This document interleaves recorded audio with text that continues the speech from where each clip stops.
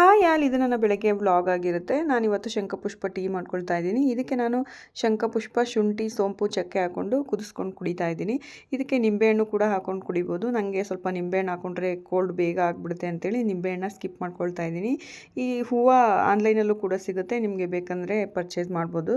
ಇಲ್ಲಾಂದರೆ ಮನೇಲೇ ಫ್ರೆಶ್ ಆಗಿ ಸಿಕ್ಕರೂ ಮಾಡ್ಕೊಂಡು ಕುಡಿಬೋದು, ತುಂಬಾ ಚೆನ್ನಾಗಿರುತ್ತೆ.